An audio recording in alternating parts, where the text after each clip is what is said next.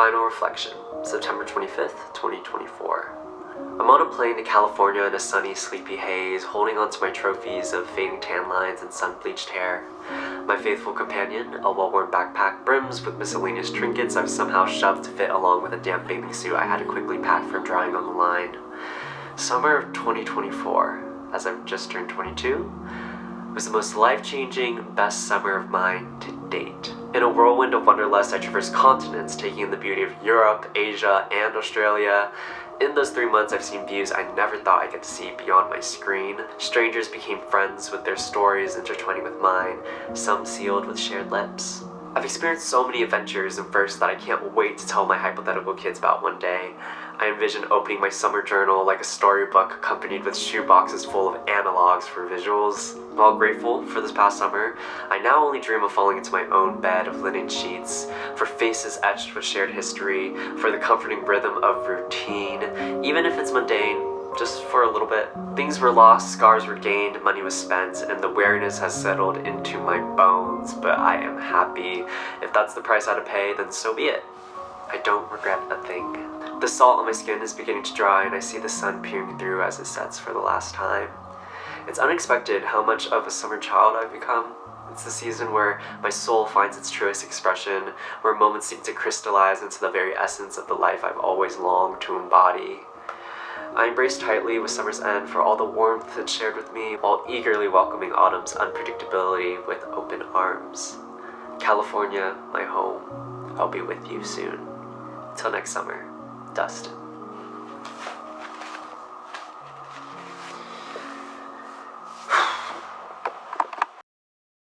Hi guys, it's Dustin. If you guys are new to my channel, I used to live in Los Angeles, and this past year I decided to sell everything I own and leave America. I went backpacking, traveled the world, and I was abroad for 3.5 months. I went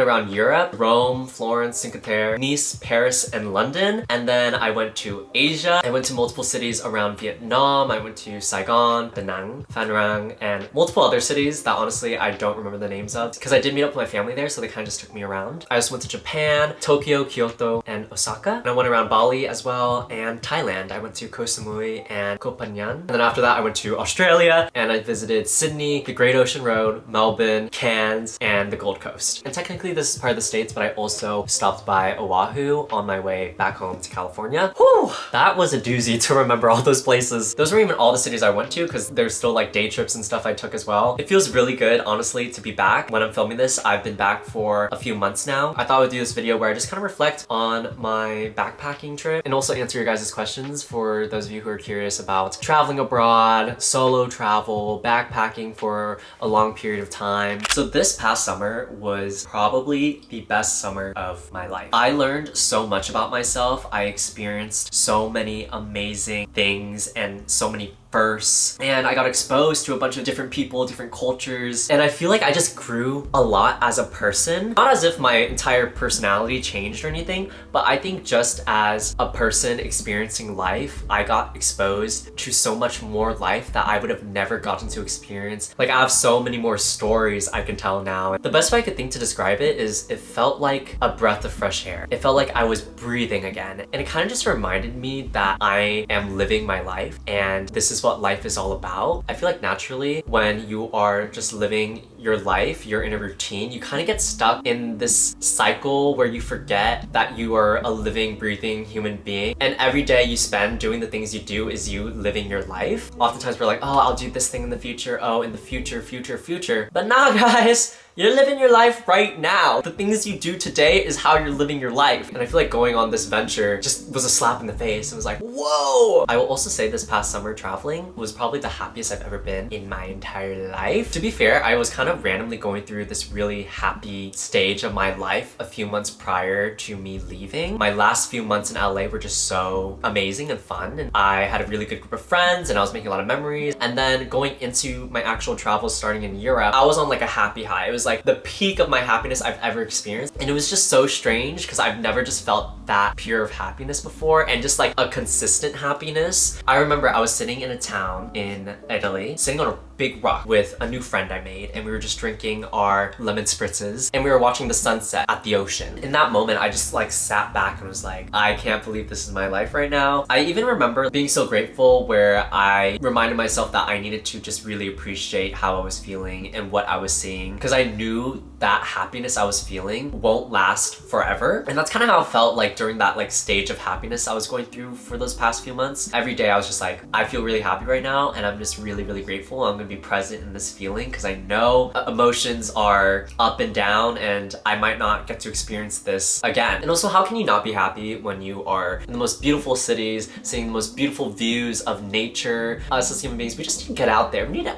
when people say touch grass, like actually go touch grass. That actually works. I feel like that's what life is all about. Experiencing new different things that help you grow as a human being, but also meeting new people, human connection, being in nature, swimming in beautiful water. Like, you know what? I've never seen someone who lives next to a beach complain. The white people who live by the beach and don't believe in like mental illness and shit. Why would they? Low-key? Why would they? Low-key? Why would they? Low-key? I'm with you. Because if I woke up in the morning and had a granola and acai fucking smoothie bowl, literally walked onto my porch and let the sea breeze hit my fucking face, I would literally be like, what are you guys complaining about? And then got on my electric bike, rode down to the beach, and went for a fucking dip in God's creation. I would literally be apolitical. Like, I would literally be like, what? Not really affiliated with anything. Like, this is my affiliation. It's just me and bro. Like, that's just me and bro. Like, shock is my affiliation. Like, shut the fuck up. Like, final thoughts on this reflection. Even though I feel like I've been incoherent and haven't said anything of actual substance, I'm kind of just spinning here, kind of riffing. I just feel more experienced in life. Being back home, what I've noticed is like when I'm talking to my friends or just telling a story or something, I'm like, oh yeah, like when I was in Japan. Oh yeah, like when I was in Rome. You know that whole thing when someone's back from their like study abroad and it's like, ciao, oh, sorry, that's what they say in Italy. You know, like that annoying bitch. I feel like I've become that annoying bitch. But naturally, just in conversation, in my own life experience, if I'm telling a story, like, yeah, I was in Japan. And the other day I was actually FaceTiming my friend and randomly I was just like showing them my jewelry collection and telling them where I got all my jewelry and like the stories behind it. And a lot of my jewelry I got from this past summer. I would like pick up a bracelet and be like, yeah, this bracelet I got as like kind of like a group friendship bracelet with these people in Thailand, or oh yeah, I got this bracelet in like a little shop that I just stumbled upon in Tokyo. And again, not in like a braggy way. This was like a genuine way. We were just talking. At the end of my little haul, I was just like, wait, wow, I'm really happy with how I live my life. I feel like I'm living it right. I remember saying that. How did you decide what hotels to stay in? So for the most part, I stayed in hostels, which if you don't know what hostels are, it's basically cheap accommodation where you sleep in a room with multiple other people. There's bunk beds and they'll provide you like sheets and a pillow and stuff like that and a locker to like lock your stuff up. And there's like shared bathrooms and showers. I stayed in those all summer. Also, make sure you research hostels accordingly and really look through the reviews. I can't reiterate that enough, especially if you're looking for a social hostel. And actually, a lot of the times, a lot of the hostels will say they're social, but then I would pull up and they would not be social at all. I think the main problem was a lot of the hostels were really big, where they were almost like hotel-like. I found in those type of hostels, there wasn't really like a tight-knit community there. I find in most hostels, they'll have activity nights and that way you can still be social. I kind of liked the smaller hostels more. I did have a few hostels that I really, really liked and I'll put them in the description box for you guys. I will say it is also okay to treat yourself to a hotel. That's what I personally did on my last few days of my backpacking trip when I was in Sydney. I was exhausted, I was going through it. I just really needed like a hotel experience. I wanted to sleep in my own room, in a nice bed, shower, where I don't have to wear slippers. I think that's also like completely normal when you are backpacking. You know, hostels are cool, but for a long extended period of time, constantly sleeping with strangers around you, sometimes you just want your own hotel room, you know what I'm saying? Which leads us to our sponsor, Expedia. Expedia is a place where you can book all things travel, including your accommodation and hotels, and they actually launched travel shops recently. Travel shops make it easier for travelers travelers to book their next trip. It's basically customized storefronts of curated travel pics, and I actually have my own travel shop that I made. I have a few collections of places that I've been to. I have like an Italy collection, a France collection, I have a Island Girl Summer in Thailand collection, a Down Under, aka my Australia collection. And basically in each collection are just some of my pics of hotels that I found that I just thought were really cute and would want to stay in and recommend. And it just basically makes it easier for you guys to find a hotel when you're traveling. If you're traveling to any places I've been to and you want to book a hotel that I personally would want to stay at, you can basically just go to my travel shop and go through my pics. I found some really cute ones that I would love to stay at, like especially my Thailand collection. Oh my god, like look at these rooms. And actually they're having amazing Black Friday deals right now, which I have a separate collection for if you want to save some money. I found some hotels in Tokyo, Paris, Hoi An in Vietnam, Rome, Thailand. Like there's just such amazing deals going on right now. Click the link in the description if you'd like to check out my travel shop and see other deals from Expedia. And as a One Key member, you save 30% or more on select hotels when you book by December 4th, 2024 and travel by December 15th, 2025. Thank you Expedia for sponsoring this video. Are you still maintaining your relationships with your backpacking trip mates? I went backpacking completely alone, but I made so many friends in every city I visited, and a big part of that was staying in hostels. Everyone is kind of on that same vibe where they're trying to make friends as well, so it's just like super easy. They're just very social places. Anyway, that being said, am I maintaining the relationships? No.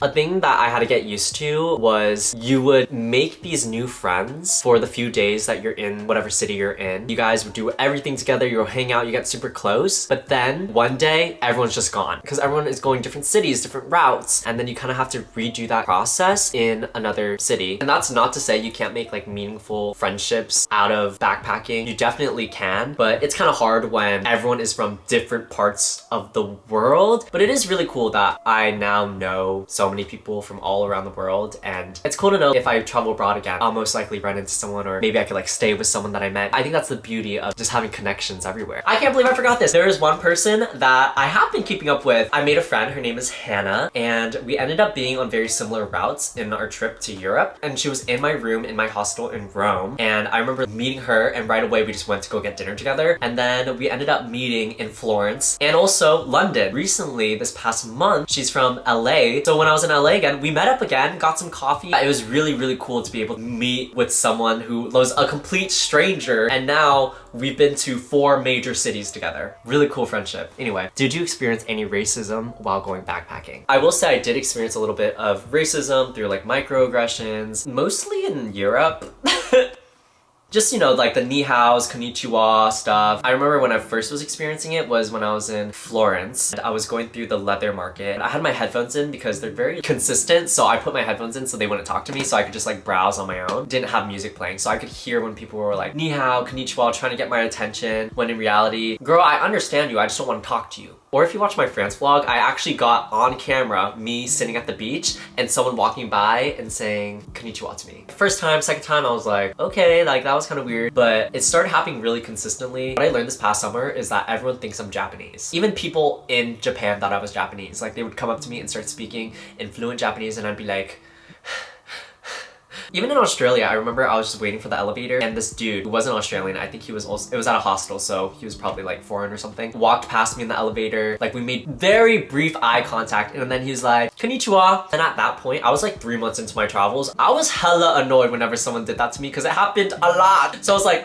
actually, I'm not Japanese. And he was like, oh, like, sorry, like, where are you from? I'm like, I'm from California. And I know technically everyone was just trying to be nice and like trying to say hello, but also like, why are you just assuming I don't speak English? Bitch, I'm in Australia, bitch. What? Again, at the end of the day, it is microaggressions and it is ignorant. What was your budget breakdown? Do you need a lot of money to go backpacking? I'm just gonna be completely transparent. I did a horrible job with budgeting. Initially, when I was planning, I only budgeted for my first month of my travels. And then when it came to my Asia and Australia leg, I did not plan that at all. But also Europe is very expensive, and I was going during a peak month because it's summertime, which makes it even more expensive. So initially when I was planning, I only budgeted my first month, which was $5,000. I feel like $5,000 is a lot for just 1 month of backpacking. I definitely feel like you could probably even go backpacking for half of that if you're really being frugal. Personally for me, when I was traveling, I didn't want my budget to hold me back from experiencing experiencing these once in a lifetime things that I'm never gonna experience. For example, if there was a tour that I found out about, but it was like 30 bucks, I was gonna drop the 30 bucks to go on this tour because when am I ever gonna be in that city again, able to go on that tour and see this thing? So I guess a tip I have is when you are budgeting, make sure you allocate money for the spontaneous spending because that's gonna happen a lot. Because I feel like if you really stick to your budget, like it'll kind of ruin your experience traveling. I think it's always good to remind yourself you are traveling. This is like a once in a lifetime experience for a lot of people. You should do that thing that you'll probably never get to do again. Even the flight alone took up most of that budget. Because I flew into Rome, which was 1700. It is quite expensive to go backpacking, but also it depends on where you're going backpacking. I was in Europe during a peak month in the summer. Everything is going to be expensive. But if you were to travel just in like, let's say Southeast Asia, which I also went to, much more affordable. What made you feel safe while backpacking? Obviously, I would be constantly aware of my surroundings, keeping track of my own belongings, making sure I didn't get pickpocketed, making sure I don't talk to any like creepy strangers. And for the most part, I visited pretty well-known, popular cities, so there's constantly people around, so I always kind of just felt safe. And even the times where there was no one around, I still felt pretty safe. I remember in Italy, I would walk home alone, drunk from clubbing by myself. I feel like having no one around, it might seem scary to people, but to me, I was like, oh, no one's around, who's gonna come up to me? Obviously, I am a guy. I have male privilege, so that's probably a big part of why I felt safe for most of my trip. There actually were 2 times that I felt a bit unsafe. I did have one bad hostel experience, which honestly for me wasn't that bad, but I'll save all those story times because they're kind of crazy story times. I'll put on the Patreon this week. So if you guys wanted to hear those stories, I'll put on the Patreon. Also, they're just a bit inappropriate that I feel like I don't think I could put it on YouTube. But I just want to say for my girlies out there, obviously I wouldn't understand, but I really encourage you guys not to let fear stop you from traveling if you really want to. And obviously this is totally up to you. I wouldn't understand what it feels like to be a woman, but if it helps give a little bit of peace of mind or a little bit of ease. A lot of the friends I made while solo traveling in hostels and things were girls. They seem to have amazing experiences from what they told me, and also a lot of hostels do offer female only rooms. And also I feel like if you read reviews, there's plenty of reviews from female travelers. I remember a lot of female travelers would give their perspective in the reviews as a female traveler. So they'd be like, this place felt really safe as a female traveler, stuff like that. How to maintain your social energy while socializing with that many people. I'm an extrovert, so I kind of just love socializing with new people. When traveling, that's a thing that I really look forward to. I think a big part of going backpacking, especially if you're solo traveling, you're gonna want social interaction. But a piece of advice I have is just to know your limits. This goes for many aspects. Like I got really tired at the end of my trip. After this experience, I learned, oh, I can only travel max maybe 1 to 2 months because anything after that is kind of overkill for me. But another example, my limits. Socially, I remember when I first got to Rome, the first like 3 nights, I was partying hard. I think it was like maybe my 2nd or 3rd night. I stayed up till like 6 a.m. and that was for 3 consecutive nights in a row right when I landed in Rome. When I slept in one day till like 4 p.m. I was like, whoa. Okay, Dustin, let's learn from this right now, because a big part of like hostel culture is also like going out, drinking, stuff like that. Let's limit the going out to like maybe once in every city, not every single night. Did you have any culture shock moments while backpacking? I will say in Europe, the culture of like bad customer service was a little bit, not even shocking, because I kind of heard about all that before going. It was just really annoying. Maybe it's because I was in Italy and France, which I feel like is like the most prideful places. Here's the thing, you know, people like to shit talk about America and stuff like that, and hey, I don't like America like that either. But there's just things where I was like, okay, when I was in Europe, having ice in water, like objectively like, oh yeah, that's like a nice thing to have when it's hot outside. But I feel like Europeans will be like, no ice, like blah, blah, blah, like we don't do ice here, that's stupid. But like objectively having ice in a drink to make it cold, that makes sense. And like not paying for water or having like your food at a restaurant come out at a timely manner. Yeah, it's American, but like objectively, like that's like a nice thing that should be happening. Also, I didn't have that many bad experiences. It sounds like I'm complaining a lot. No, I fucking loved it, my time in Europe. Don't trip. It even became an inside joke with my friend and I. We would be like, when something bad would happen, we'd be like, oh, it's the culture. Because that always was the reasoning that everyone would give us when we were like, oh, like, why did it take an hour for our food to get to us? Oh, it's the culture. When in reality, at this restaurant we were at, the waiter just forgot about us, and then we had to remind them multiple times. And then our waiter acted like, oh yeah, our food was always coming. When in reality, no, our food was never coming. But they blamed it on like, oh, it's the culture though. Oh, like your food was always coming. No, it wasn't! It wasn't though! But like people blame it on the culture! Whatever, moving on. Another culture shock moment. I didn't really have that good of food in Europe, which was very surprising. I feel like everyone's always raving about, oh, Italian food. I guess no one really raves about French food or like the food in London. But honestly, people be complaining about the UK food. When I was in London, they know how to rock a breakfast. Okay, I'm tired of everyone talking shit about British food. Because when I was there, I was munching and I enjoyed it. I had beans on toast. Like, it's not bad. Could be the places I went to, but I feel like also a lot of restaurants, specifically when I was in Italy and France, and there was just a lot of tourist trap restaurants that it was hard to find a good restaurant. Do you feel like being a stranger gave you a sense of liberty, or did you feel some pressure to blend in with the locals? I wouldn't say I really felt pressure to blend in with the locals, mostly because it was so obvious that I was not a local, like me being posted up in Italy like,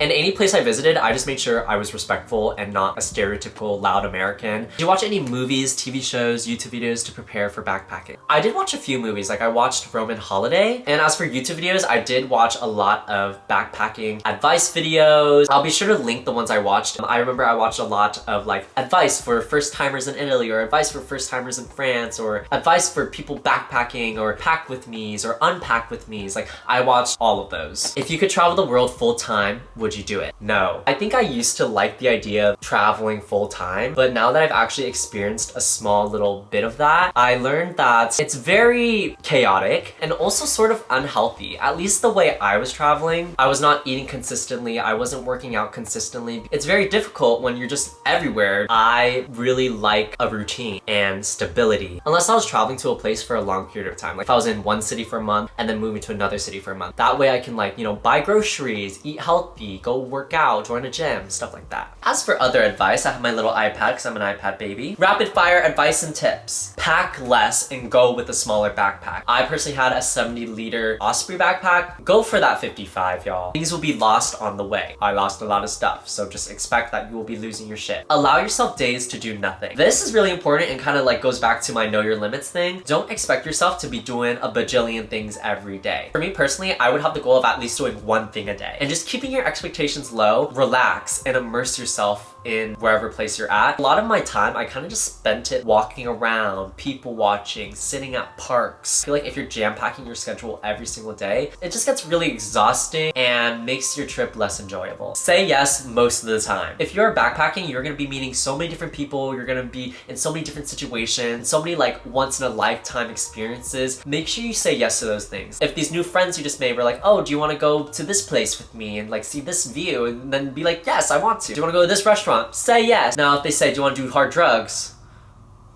Now that's up to you.